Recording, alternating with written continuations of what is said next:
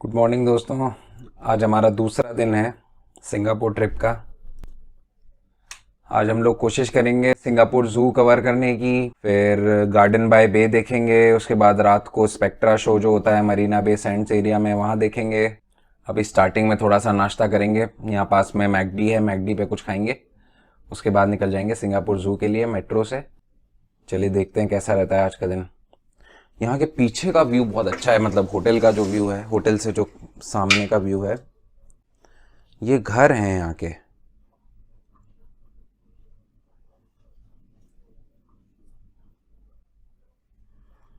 घरों के अंदर स्विमिंग पूल भी है, एक प्ले एरिया है बच्चों के लिए, एक स्विमिंग पूल है कॉमन लोगों का। और ऐसा नहीं कि ये एक ही घर में है, बाकी और घरों में भी है इस तरह के कॉमन। और एक वो जो चाइनीज़ टेम्पल है एक यहाँ पे हमारे होटल के बिल्कुल बगल में। मौसम ठीक ठाक सा है, बादल हैं पर धूप भी है। कल धूप नहीं थी, कल तो बारिश भी हो गई थी, जैसे शाम को लगा था तूफान सा आएगा, पर ऐसा कुछ हुआ नहीं। सिंगापुर की पब्लिक हाउसिंग के बारे में एक इंटरेस्टिंग फैक्ट। सिंगापुर में मेनली 4 ओरिजिन के लोग हैं। चाइनीज़ ओरिजिन के लोग, मले ओरिजिन के लोग जो कि मलेशिया से ओरिजिन रखने वाले हैं, इंडियन ओरिजिन के लोग और फिर बाकी सारे। सिंगापुर की सरकार हाउसिंग इस तरह से रखती है कि किसी एक टाइम पर एक हाउसिंग ब्लॉक में कम से कम इतने चाइनीज़ होने चाहिए, इतने मले ओरिजिन के लोग होने चाहिए, इतने इंडियन होने चाहिए, ताकि ऐसा नहीं हो कि चाइनीज़ लोग अपना एक अलग गुट बना करके बैठ जाएं, मले लोग अपना अलग गुट बना करके बैठ जाएं।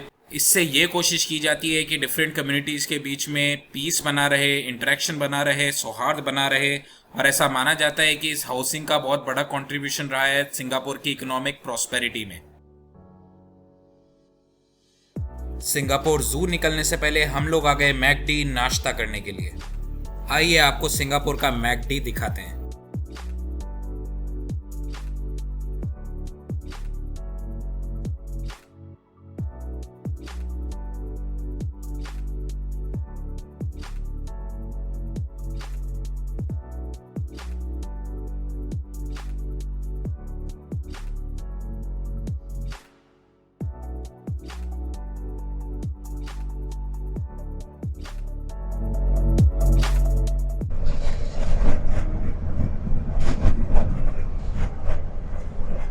यहाँ पे एक एक बिल्डिंग का नंबर दिया हुआ है, देखिए हर बिल्डिंग का एक नंबर होता है। जैसे इस वाली बिल्डिंग का है, ठीक से दिख नहीं रहा है, इसका 601 है। इसका सारे पब्लिक हाउसिंग ही है, प्राइवेट घर आपको बहुत कम ही दिखेंगे यहाँ पे।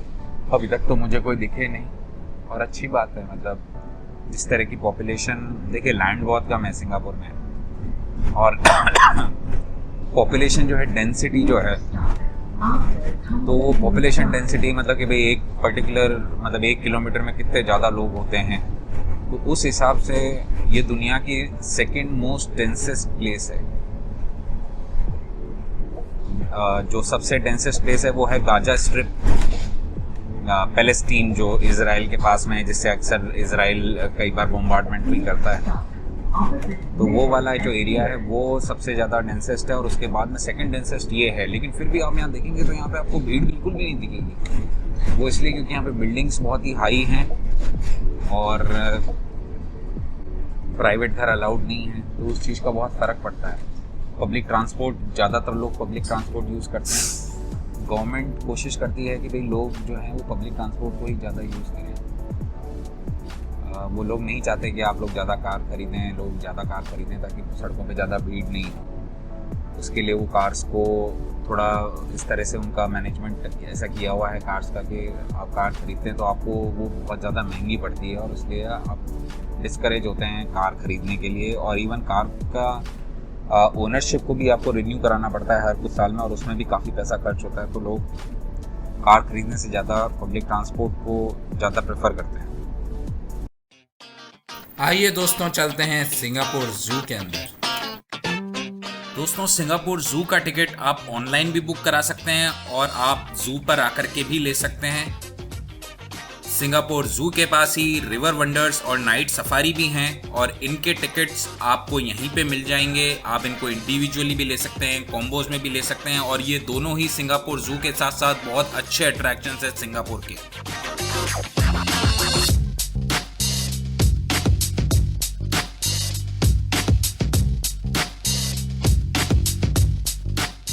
दोस्तों, सिंगापुर जू बहुत ही बड़ा है, करीब 70 एकड़ बड़ा, और ये करीब 50 साल पुराना है। यहाँ पे करीब 315 स्पीशीज के जानवर आपको मिल जाएंगे, जिनमें से करीब 16% ऐसी प्रजातियों के हैं जो कि विलुप्त होने के कगार पर हैं। तो बहुत ही अच्छी बात है कि इस तरह के जानवरों को हमको यहाँ पर देखने को मिलता है।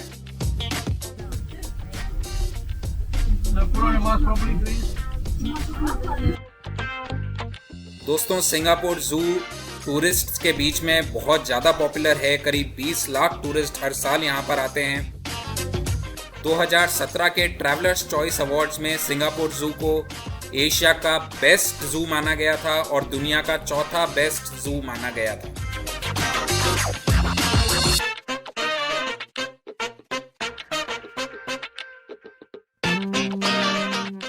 जैसे जैसे आप जू के अंदर घूमना शुरू करेंगे, आपको कई सारे ऐसे मौके मिलेंगे जहाँ पे आपको ऐसे जानवर देखने को मिलेंगे जो आप जिंदगी भर याद रखेंगे कि आपने अपनी आंखों के सामने जिनको देखा था। जू के अंदर कई सारे जोन्स हैं, जैसे कि ओरंगुटन आइलैंड। दोस्तों, सिंगापुर जू में जो ओरंगुटन कॉलोनी है वो सबसे बड़ी कॉलोनी है किसी भी जू के लिए दुनिया के अंदर, और ये बहुत ही बड़ा अट्रैक्शन है सिंगापुर जू का। इस ओरंगुटन को देख के मुझे अपने हॉस्टल के दिन याद आ गए। रेप्टाइल गार्डन में कोमोडो ड्रैगन्स, रेप्टोपिया में आपको कमीलियन, गेकोस, इग्वानास और सांपों का बहुत बड़ा collection including pythons, cobras, rattle snakes और कई तरह के अलग सांप देखने को मिलते हैं। ऑस्ट्रेलेशिया में आपको कंगारू और सदर्न कैज़ोवेरी जैसे ऑस्ट्रेलिया में पाए जाने वाले जीव मिल जाते हैं। यहाँ जू में जानवरों के रहने की जगह इस तरह से डिज़ाइन की गई है जैसे कि जंगलों में उनका नेचुरल हैबिटेट होता होगा, ताकि वो बेस्ट हेल्थ के साथ में जू में रह सके। इसके बाद आप पहुंचते हैं वाइल्ड अफ्रीका में, जहाँ पे अफ्रीका में मिलने वाले जानवर आपको मिलेंगे जैसे कि चीता, ज़ीब्रा, अफ्रीकन वाइल्ड डॉग्स और राइनोसेरस। जू के अंदर आपको मौका मिल सकता है कि आप कुछ जानवरों के बेहद करीब जाकर के उनको अपने हाथ से खाना खिला सकते हैं। आप खाना खिला सकते हैं राइनोसेरस को, टॉर्टोइजेस को, हाथियों को, पर उसके लिए ज़रूरी है कि आपको पहले से पता हो कि क्या टाइमिंग है कौन से जानवर का जहाँ पे आप खाना खिला सकते हैं, ताकि आप अकॉर्डिंगली प्लान कर सकें और उस टाइम पे सही टाइम पर पहुँच सकें।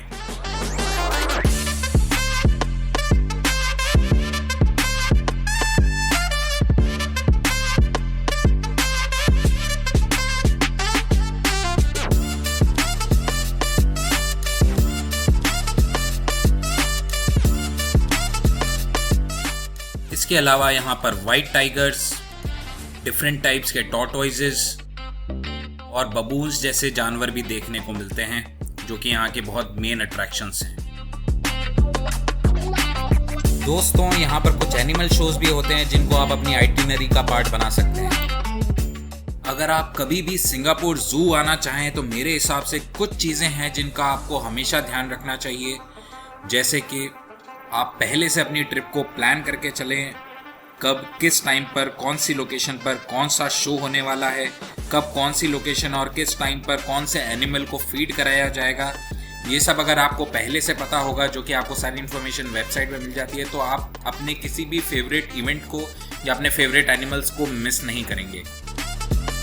साथ में मैं आपको कहूँगा कि हमेशा सिंगापुर जू का एक मैप अपने पास में ज़रूर रखें, जो कि आप फ़ोन पर रख सकते हैं। वैसे फ़िज़िकल कॉपी भी आपको जू में मिल सकती है। हमेशा एक छाता अपने पास में ज़रूर रखें, क्योंकि मेरी बात मानिए, सिंगापुर में कहीं पे कभी भी बारिश हो सकती है। दोस्तों, आज हमने काफ़ी सिंगापुर ज़ू देखा, पर एक्चुअल में और यहाँ पे बारिश शुरू हो गई, पर हम लोग अपना छाता जो है पिछले वाले ट्रैम स्टॉप पे भूल गए। अब ये है कि या तो अगली ट्रैम के लिए बहुत लंबी वेट थी, लाइन थी, या तो हम उसके लिए वेट करते, या फिर ये है कि अपने आप ही चल दे हम लोग। जो एक छत्ता हमारे पास में अम्ब्रेला पड़ा था, उसमें दोनों शेयर करते हुए, ये भी एक्सपीरियंस है। सिंगापुर ज़ू बहुत बड़ा है, आप यहाँ बहुत चलने वाले हैं, तो हमेशा अपने पास में पानी या जूस हमेशा अपने पास में रखें। वैसे पानी के जगह जगह पे आपको आउटलेट्स यहाँ पर मिल जाएंगे। यहाँ ज़ू के अंदर आपको रेस्टोरेंट मिल जाएगा, तो आपको खाने की तो कोई प्रॉब्लम नहीं होगी, लेकिन ये आपको एक्सपेंसिव ज़रूर लग सकता है। इसलिए अगर हो सके तो अपने साथ में बिस्किट या कुछ स्नैक्स बैग में लेकर के चलें, तो आपको थोड़ा सा चीप पड़ेगा। और रेस्टोरेंट में आपको इंडियन फूड भी मिल जाता है।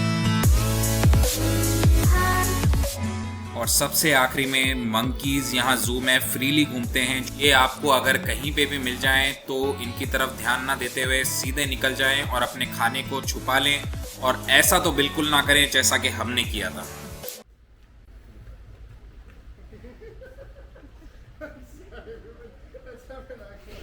खत्म, bye bye, tata, goodbye, गया। चिंता मत कीजिए, इसमें हम सही सलामत वापस लौट आए थे।